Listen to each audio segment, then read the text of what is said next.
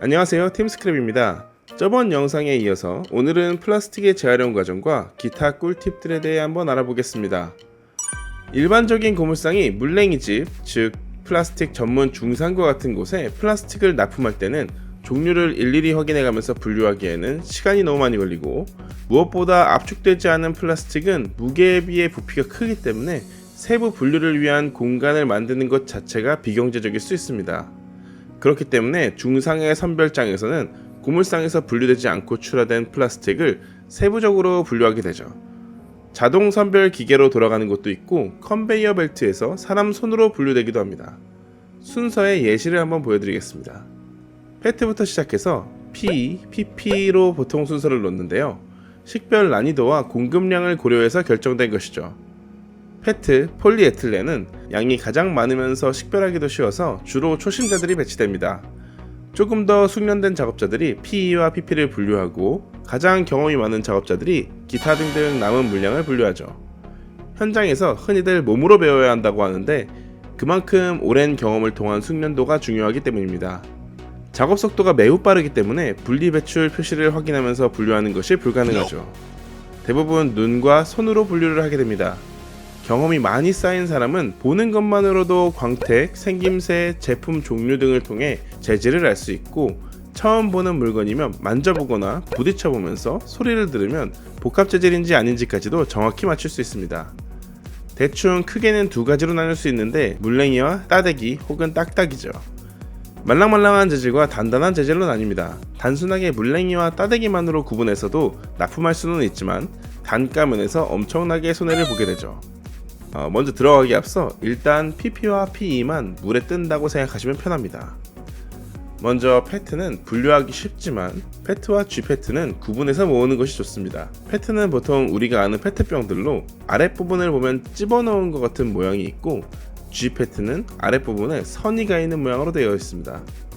구분이 되는 이유는 열 처리의 온도 차이가 있다고는 하는데 자세히는 잘 모르겠습니다. 그리고 라벨과 뚜껑은 보통 다른 재질이라 분리해야 합니다. PE는 단단하고 딱딱한 말통, 큰 우유통, 약통 같은 것들이죠. 이 중에서 투명색에 가깝거나 백색인 말통은 잡색이나 다른 것들과는 따로 모으는 게 가치가 올라갑니다. PP는 배달용기 같은 식품을 담는 용기나 세숫대야, 가전제품에 많이 있습니다. 가전에 붙은 PP는 광택이 별로 없는 특징이 있는데, 복합 재질로 된 건 폐기 처리해야 돼서 주의가 필요하죠. PC는 정수기, 생수통 같은 것부터 CD까지 다양한데, 대체로 두들겨보면 짤짤짤 하는 이런 소리가 납니다. 약간 질긴 질감도 있습니다. PS는 요구르트병, 일회용 숟가락, CD 케이스 같은 것들입니다. 두들길 때 땡땡땡땡 거리는 소리가 나는 편이죠. 아세톤을 바르면 녹습니다. 유해물질이 나오긴 하지만요.